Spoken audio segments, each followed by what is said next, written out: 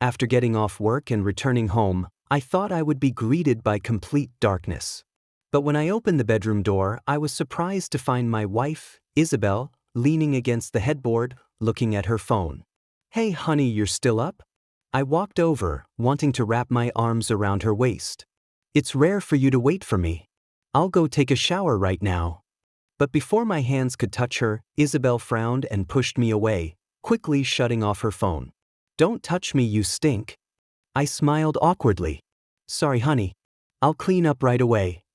Even though Isabel was cold towards me, I still felt happy. Today marked our monthly intimate night. After marrying Isabel, she set a rule for me. We only had 20 minutes for intimacy once a month.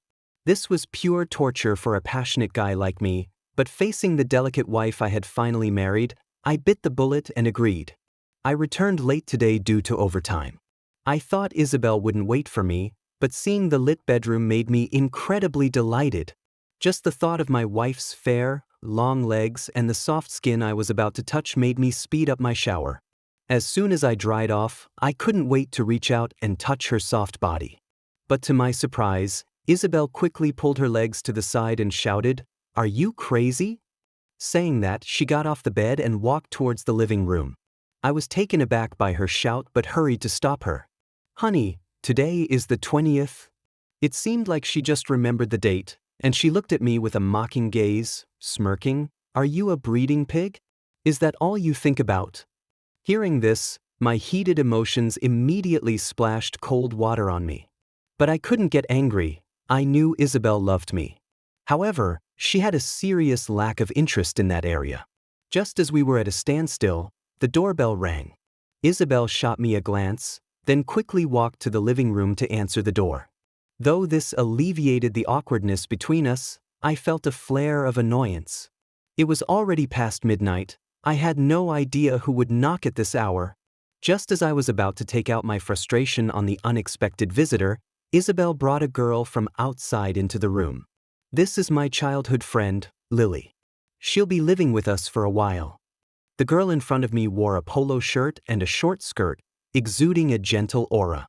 Her charming big waves and delicate features clearly marked her as a typical sweet Southern girl. Lily smiled at me, instantly brightening up the room. I felt my face heat up and quickly adjusted the bathrobe that was still loosely tied. "Starting tomorrow, I'll be on a business trip for a week, so you two should get along well. If you dare to bully Lily, I'll divorce you," Isabel threatened, showing her teeth as she pointed at me. I quickly nodded in submission, trying not to look too taken aback. "What? You want me to live with your childhood friend?" While I was shocked, the two beautiful women across from me remained completely calm. "Please take care of me, brother-in-law." Lily tossed some of her curls playfully, her long lashes fluttering as she blinked. I couldn't shake the feeling that Isabel seemed to be hinting at something as she introduced us.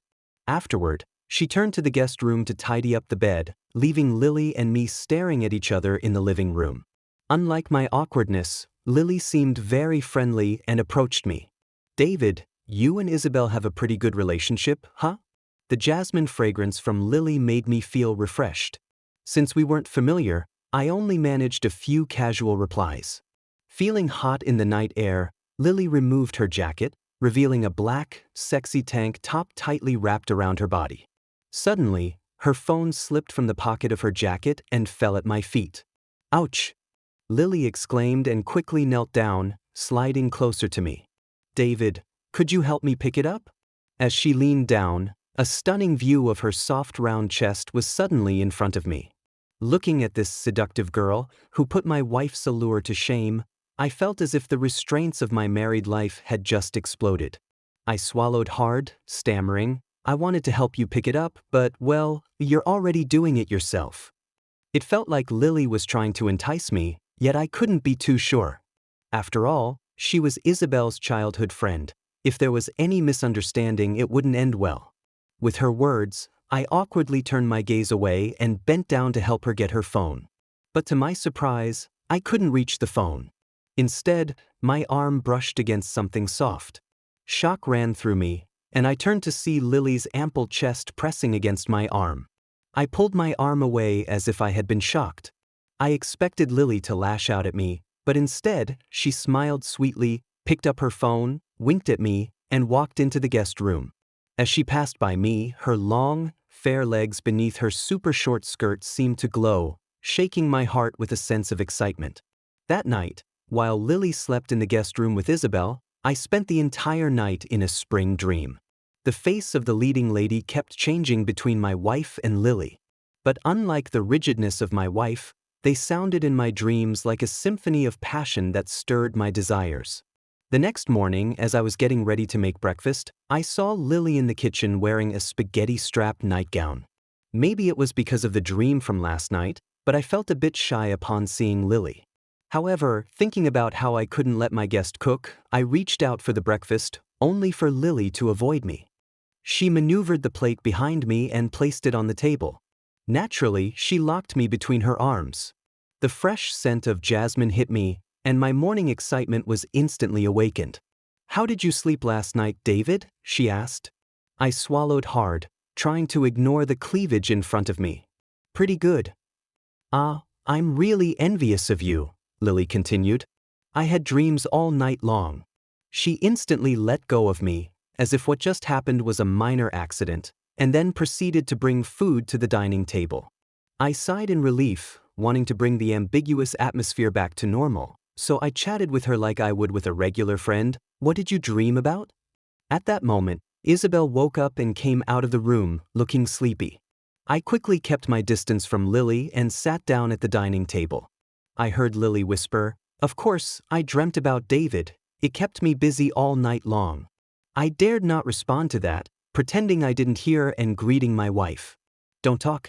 I didn't sleep well. I worriedly felt Isabel's forehead. "You don't have a fever. Do you want to rest for the morning?" Isabel swatted my hand away. "No need. I have to catch a flight soon." Suppressing the bitterness in my heart, I helped Isabel adjust her seat for breakfast.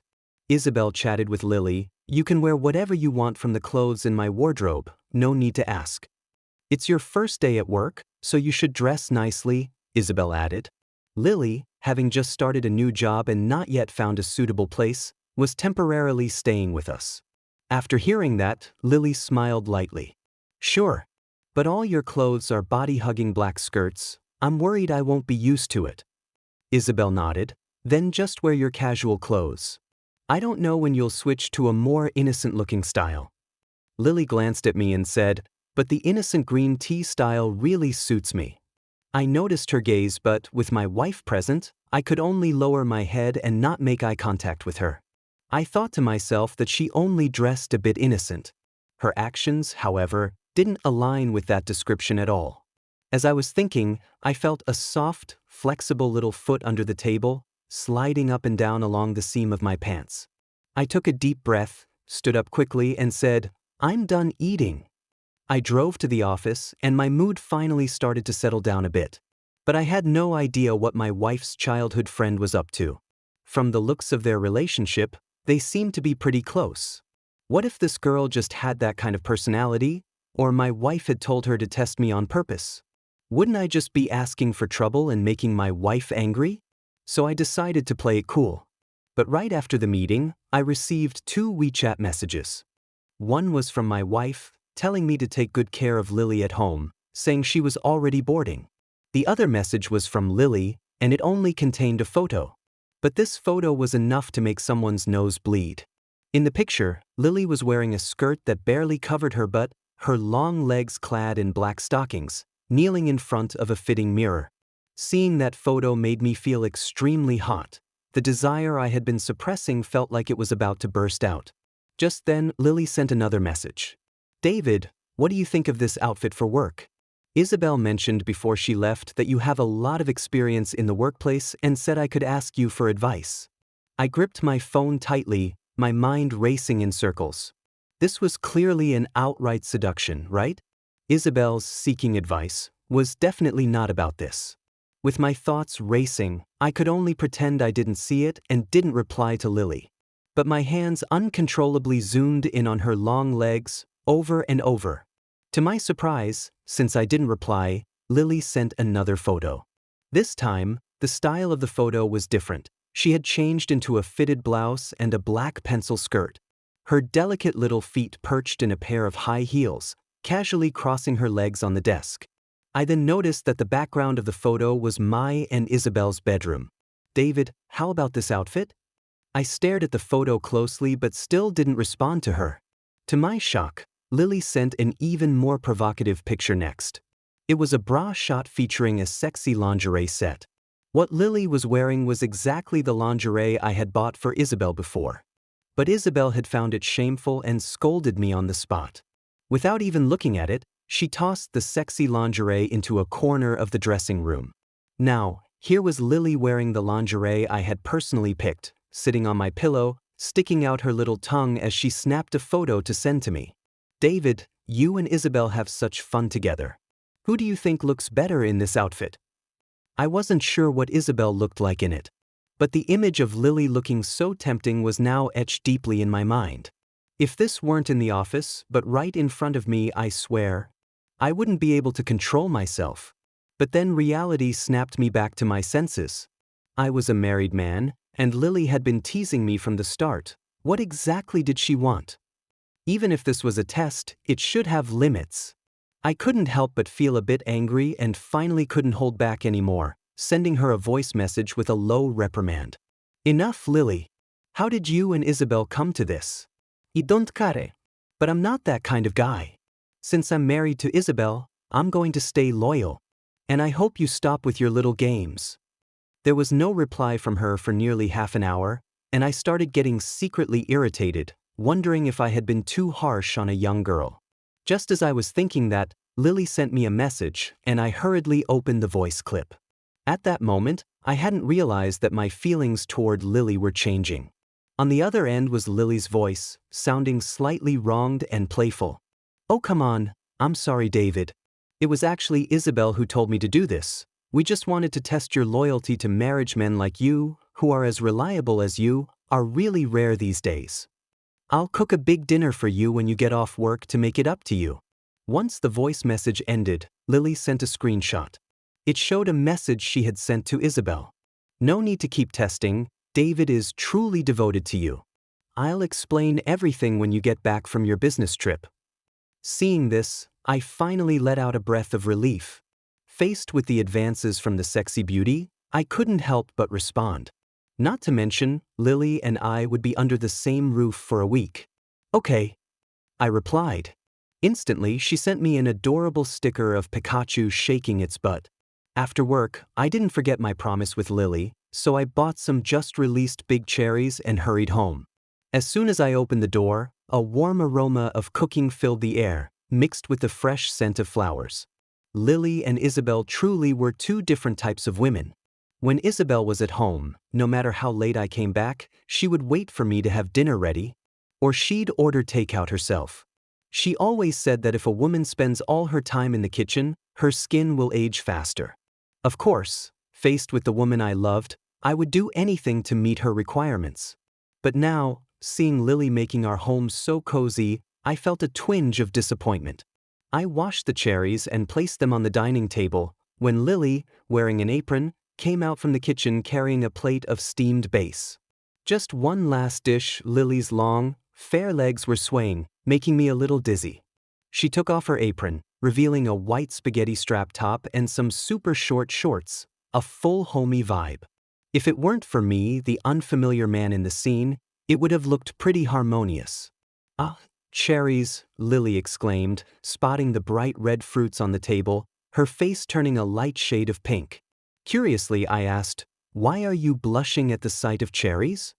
Lily fidgeted with her apron and shyly replied, "It's nothing, I just thought about how my ex-boyfriend used to like buying me cherries. But I could only eat 7 or 8 at most before I couldn't eat anymore." I tossed a cherry into my mouth, and the sweet juice burst on my tongue. "You really have a small appetite, only eating that much? Isabel could easily take down 2 pounds. Lily, sitting at the dining table, blushed and bit her lip while smiling. "What's that supposed to mean?" You'll find out tonight." The next day after work, I sat dazed at my desk, too afraid to go home. All day long, Lily's delicate figure kept lingering in my mind, and I couldn't shake it off. Morality and desire were pulling at me, and in the midst of the agony, there was a secret thrill. "David, it's quitting time. Aren't you leaving?" A colleague slapped me on the shoulder, startling me back to reality. Oh, I'll be right out." I forced a bitter smile and stood up heavily. The temptation was right in front of me, and I didn't know how many more days I could hold out. I was really afraid that when I opened the door at home, I might see something that would make my heart race. I wouldn't be able to resist turning into a wolf and pouncing. "What's going on with you these past couple of days, David? You seem off." "Nothing really. Want to go grab a couple of drinks?" My colleague smiled knowingly and dragged me to a new bar that had just opened nearby. I didn't refuse. I thought maybe I'd just drink myself into a stupor and let whatever happen happen. But halfway there, reason took hold again. Never mind, I should go back and clear things up with Lily. I couldn't keep doing this. "Sorry, Jack, I just remembered I have something to take care of at home, so I'll head back." "I'll treat you next time." I rushed back, and not far from home, I spotted Lily in a narrow alley. A big guy was dragging her towards the alley, disregarding her desperate struggles. "Let go of me. Please, let go. Help, help." Seeing Lily resist so fiercely, the guy's eyes darkened as he raised his hand. With a loud slap, he struck her across the face. Lily cried out in despair, clutching tightly to the corner of the wall. Seeing this, I jumped out of the car and rushed over, pulling the guy away as I shouted, "What do you think you're doing? Mind your own business, punk." The big guy was startled as I pulled him away, and when Lily saw I was there, she quickly crawled behind me. Her small hand gripped my shirt tightly, shivering uncontrollably. I wrapped my arms around Lily and stepped back, and surprisingly, the guy didn't pursue us. He just stood there, letting us leave easily. Probably afraid I'd call the cops. When we got home, Lily was still in shock from the fear. I poured her a glass of water. She held the glass for a while, then suddenly burst into tears. It's Isabel. She's warning me. It's Isabel." I was confused. What did this have to do with Isabel? A wave of irritation surged within me. I knew Lily had an inexplicable fondness for me, but she couldn't just randomly put the blame on my wife. After finishing a whole glass of water, Lily forcefully wiped away her tears. It seemed like she had made up her mind as she slammed the glass down and said, "David, Isabel asked me to seduce you." I nodded. I had guessed as much. But she shook her head. "You only know part of it. Isabel didn't ask me to seduce you to test you. She wanted to create evidence of your infidelity." My brain buzzed and I felt a bit dizzy. Why would she go through all this trouble to try to get me to cheat? Did she really hate me that much? A bad thought vaguely formed in my mind, but I instinctively didn't want to delve deeper. Seeing that I was reluctant to believe her, Lily directly shattered my carefully constructed defenses. "Isabel has already cheated. She wants a divorce. She wants you to leave with nothing, so she threatened me, telling me to seduce you." Worried I wouldn't believe her, Lily took out her phone, opened the chat with Isabel, and scrolled through the messages to show me. Just then, a new message from Isabel came in. "Today was just a warning. I'll tell your parents your address if I can't get evidence before I come back." Seeing this message, Lily's face turned paper white, and she covered her face, sobbing uncontrollably. From Lily's tearful confession, I pieced together the truth about Isabel's conspiracy. Long before Isabel married me, she was involved with her boss, James. However, they weren't careful enough and nearly got caught by James's wife. To cover up the affair, Isabel rushed to marry me as a cover-up.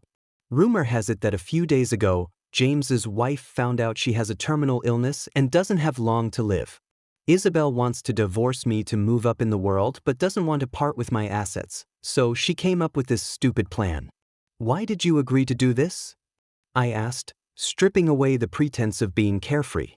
It was clear that Lily was a good girl. I couldn't understand how she could sacrifice so much for her so-called best friend. I had no. My brother owes money to loan sharks, and my parents want me to do this to make money to pay off the debts. I ran away, and Isabel took me in. Reflecting on the news I just heard, I felt a chill in my heart. I couldn't believe that my beautiful and capable wife was so despicable inside.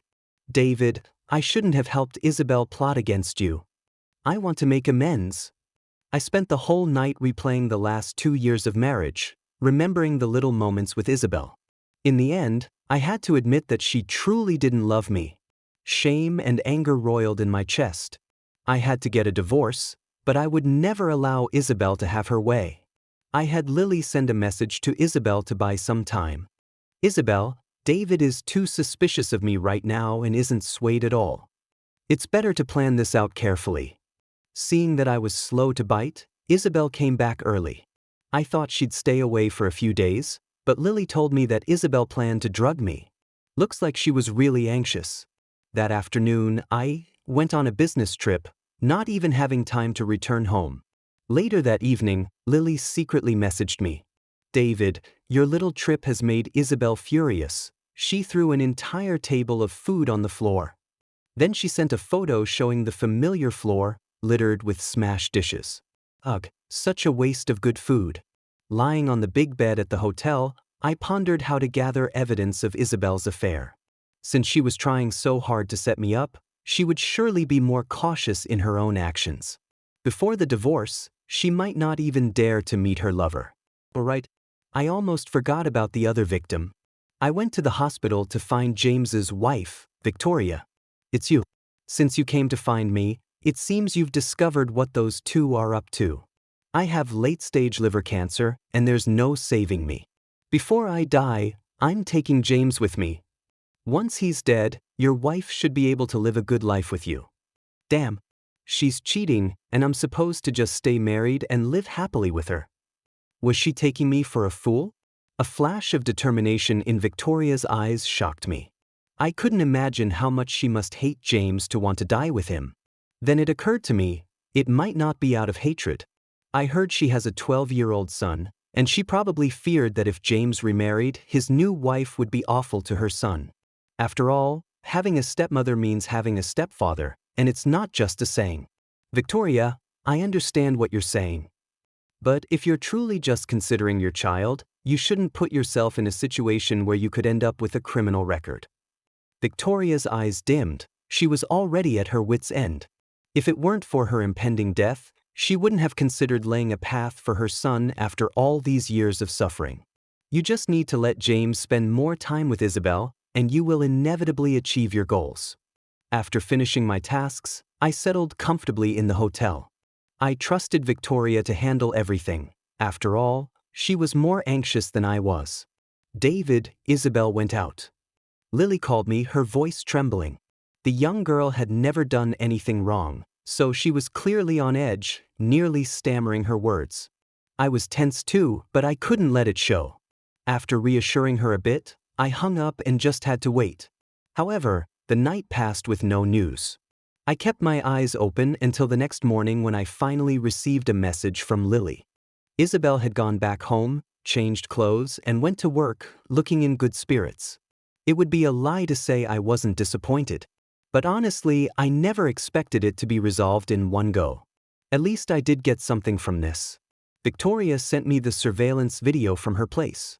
It was enough to prove that Isabel was cheating. But it wasn't enough. Isabel had deceived me and plotted against me. I wanted her to face proper consequences. Having stayed in the hotel for 4 days, I was worried that if I didn't return home soon, it might raise Isabel's suspicions.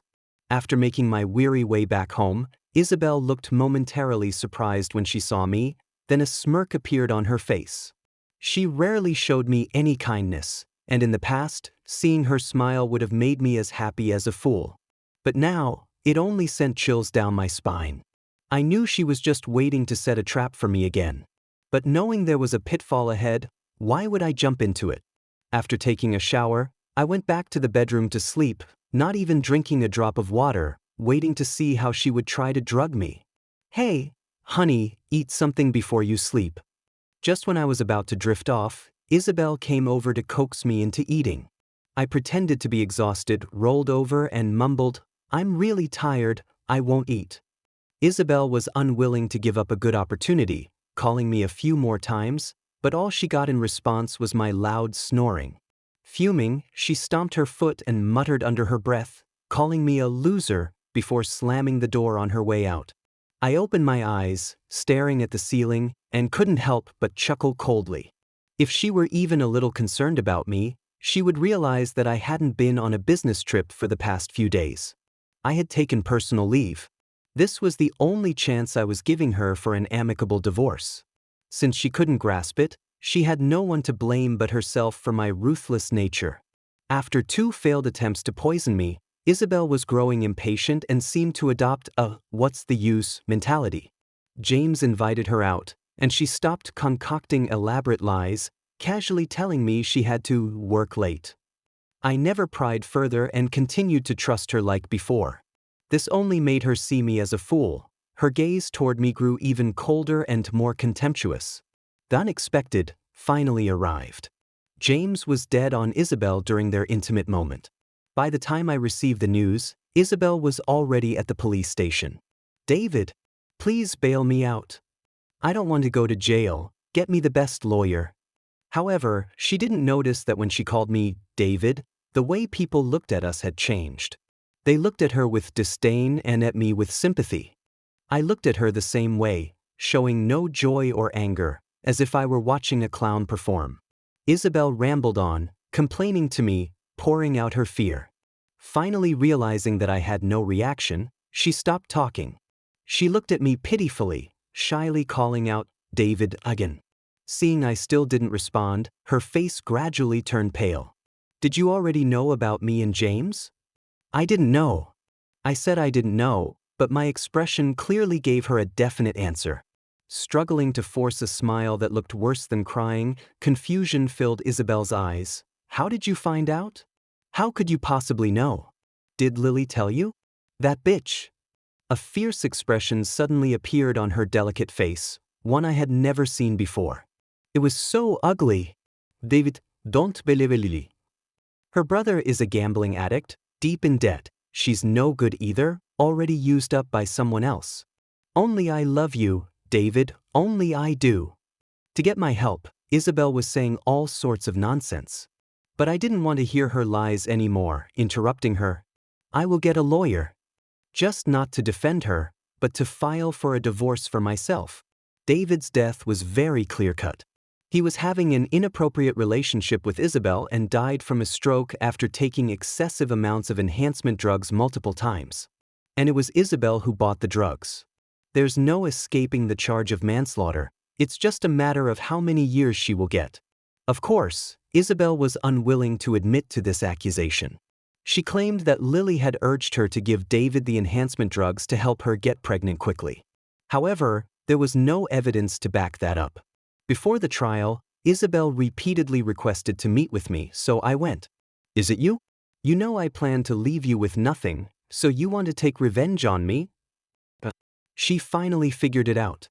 Wanting a divorce after cheating, if she came to me sincerely, I wouldn't cling to her.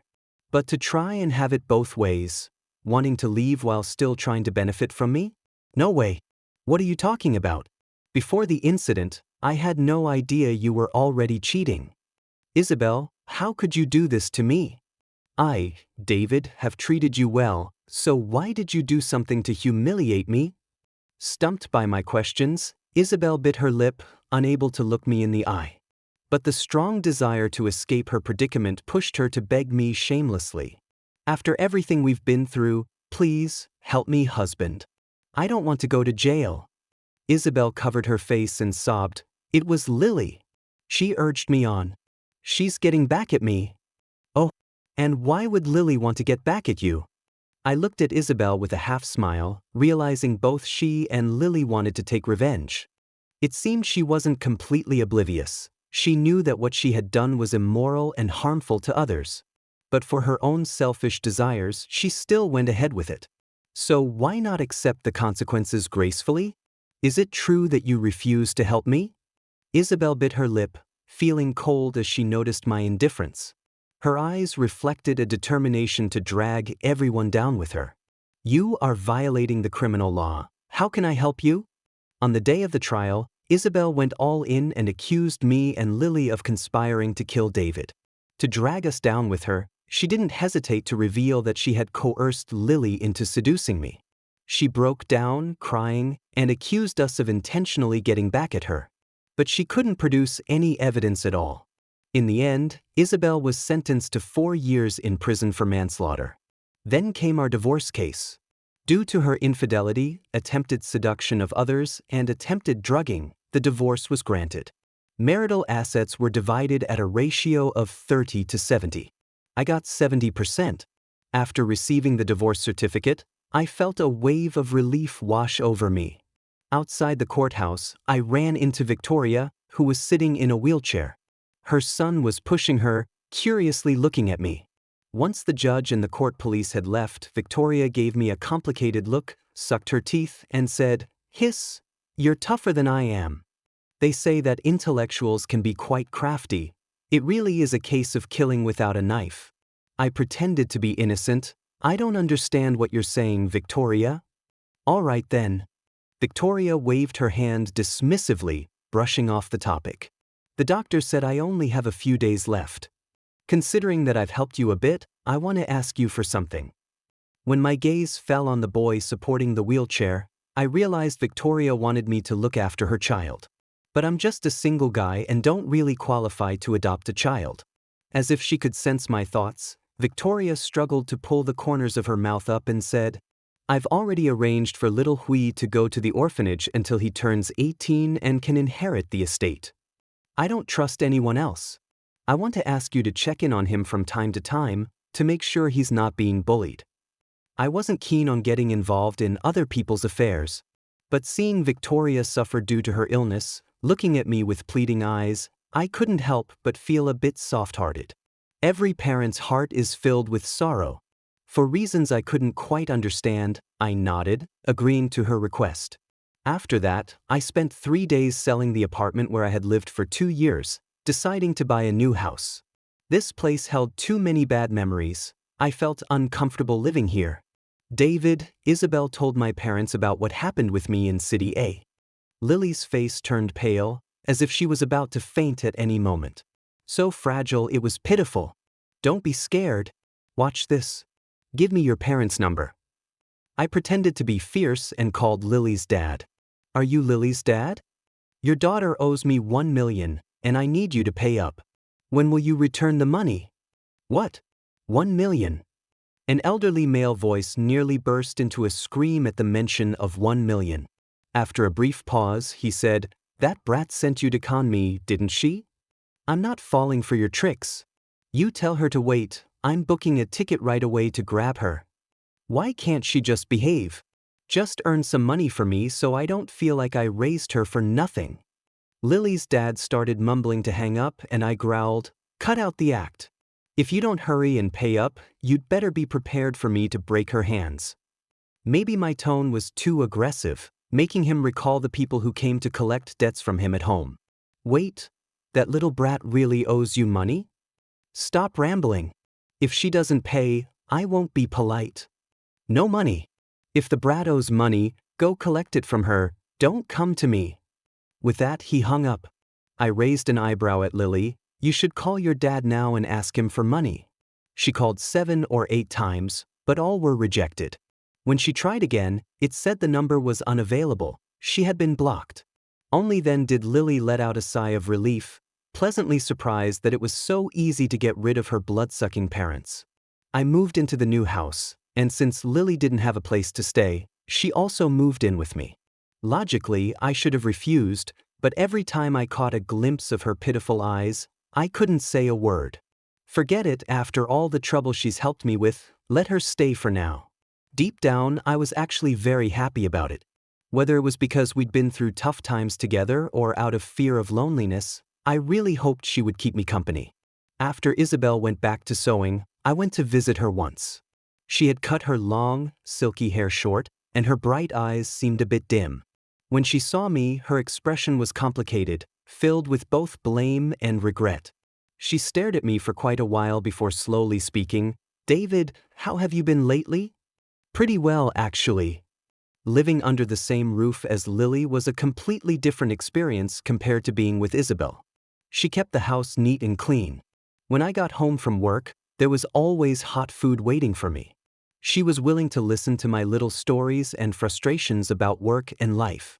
Unlike before when Isabel would just give me the cold shoulder all day. I'm doing well. And you? Not expecting me to care about her, Isabel immediately broke down in tears. I regret it, David. I shouldn't have been so calculating towards you. Can you forgive me? Hearing this, I found it incredibly amusing. If things had turned out the way she wished and she successfully kicked me out of her life, would she still say this? Definitely not. What she regretted wasn't the maneuver itself, it was just that she couldn't accept the outcome of her failure. David, will you wait for me to get out of prison? When I'm out, I'll make it up to you. We can have a good life together. In that moment, she genuinely seemed to care about me. But her feelings for me were built on the fact that her job was gone, her reputation was ruined, and life post-prison wouldn't be easy for her. These insincere expressions, I had lost all interest in a long time ago. Isabel, you really need to reflect on yourself in there. This is the last time I'm meeting you. Before coming to see her, I still felt a bit unsettled. Seeing her struggle made me feel so much better. For the next 4 years, Lily and I lived together like an old married couple, minus the intimacy. Two lonely souls living a simple yet warm life. We were both satisfied with our current arrangements, not wanting to disturb this serene atmosphere. Until Isabel got released. Somehow she found out my address and came to visit me several times. Seeing Lily living with me made her lose it. She lashed out at Lily, calling her a seductress, accusing her of going after her friend's man. But she forgot that Lily was the one she had personally sent to me. Getting fed up with the drama, I pushed her out and warned her not to come looking for me anymore, or I'd call the police. The 4 years in prison had made her skittish. Hearing about the police, she indeed didn't dare to come back. Later I heard she couldn't find a decent job because of her time in jail. She could only work at a restaurant washing dishes, barely making ends meet. David, come help with the dishes. Sure thing. Without Isabel causing trouble, Lily and I returned to a peaceful life, and maybe in the future, there could be further developments. This was our own little slice of life.